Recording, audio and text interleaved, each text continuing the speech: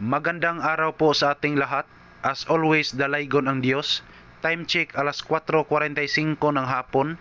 Hindi na ako magpadugay-dugay dito kay hapit na rabang alas 5. Ang iba naman ay dili na kahuwat sa ating intro. O ayan, umpisahan na natin. But before I proceed, let me greet sa lahat ng membro ng Cebu Automotive Technician Service headed by Otogip Natlos Nosrig. Kung atong baliktaron, ito po ay magiging Gerson Sultan Pitugo. Magandang araw po sa inyo dyan, Boss Idol.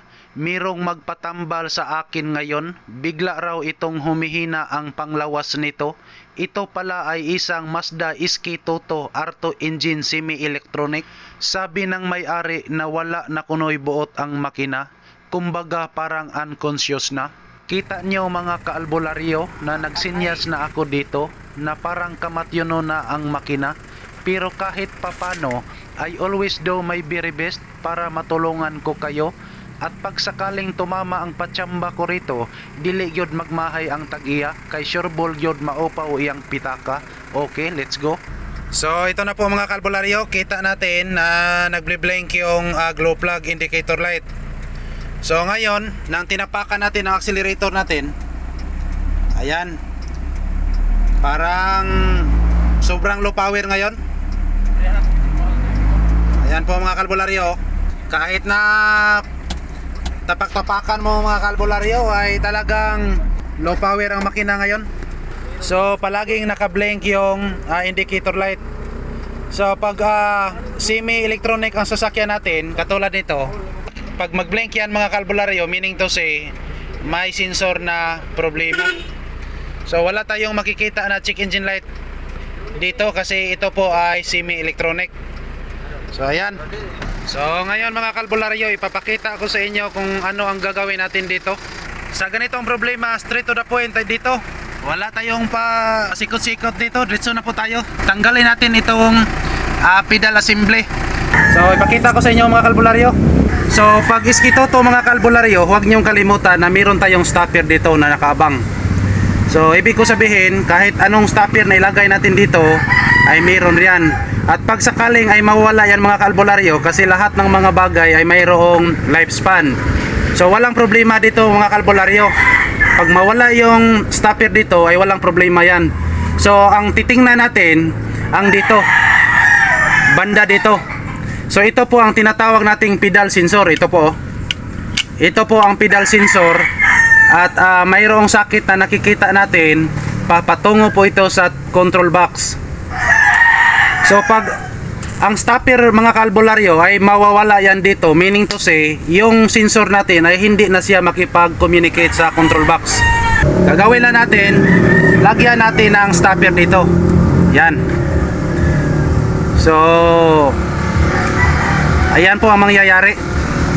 So kailangan mga kalbularyo ay mayroong stopper, kasi yung sensor niya, yung pedal sensor niya ay magkakaroon ng voltage out patungo sa ECU. So kung sakaling mawawala yung stopper mga kalbularyo, makikita natin na yung clearance niya, ayan, hindi na nakadikit. Oh, kita nyo mga kalbularyo, hindi na dumidikit ang sensor ngayon. So ibig sabihin walang voltahe o walang signal na papasok doon sa control box sa ECU. So tandaan nyo mga kalbularyo, kasi maraming mekaniko na hindi nila alam nito. Okay, try nating ayusin, try nating ikabit. Okay, napapansin nyo mga kalbularyo, samtang nag-ayo ta nagitay mga produkto. Ayan, hindi yan mawawala sa atin mga kalbularyo. Ayan o, yan. Oh, kinilkig. Ito po ang mga produkto natin at talagang gagamitin natin yan mamaya mga kalbularyo pagkatapos nating ikabit ito. Ito po mga kalbularyo, para-paraan lang po. So ganito lang ang gagawin natin. Ayan, doon lang tayo naghanap sa basurahan natin. Oh, ito lang po ang makasulbad sa problema ng may-ari ngayon. Ayan lang po ang ginagawa natin. Dinidikit lang natin yung rubber na galing sa basurahan kanina. Ito po mga kalbularyo, orasyonan na ni Lebron James. Sige, orasyonan na. Buri kungkung, buri kangkang. Buri kungkung, buri kangkang. Motivasyon, di palumpayat. Okay na.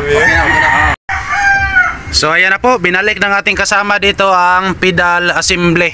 So titingnan natin mamaya mga kalbularyo kung umuubra ba ang patsamba natin dito. Ayan po, mukhang nalito si Daniel Padilla dito. Parang hindi siya makapaniwala sa ginagawa natin.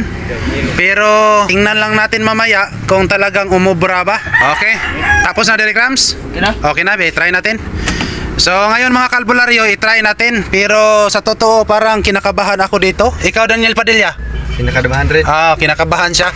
Pero parang hindi siya maniwala sa ginagawa natin. So ngayon mga kalbularyo, ipakita ko sa inyo, to be fair sa ating lahat, ignition on tayo.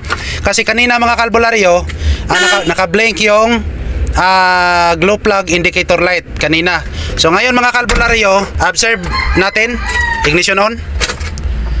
So ayan mga kalbularyo, nawala na yung indicator light ng glow plug. So try natin i-start. Ayan. So wala nang lumalabas na blinking sa glow plug indicator light. Ayan po. So ngayon i-try natin i-rev. Tingnan nyo mga kalbularyo. Ayan. Ayan. Sobrang malakas na ang makina ngayon mga kalbularyo. Oh. Yan. So, problem solved mga kalbularyo. Yan lang po ang ginagawa natin. Naghahanap lang tayo ng guma doon sa basurahan natin. So, anong masasabi mo, sir? Ito po ang may-ari. Okay. Maraming salamat po. As always, to God be all the glory. Maraming salamat.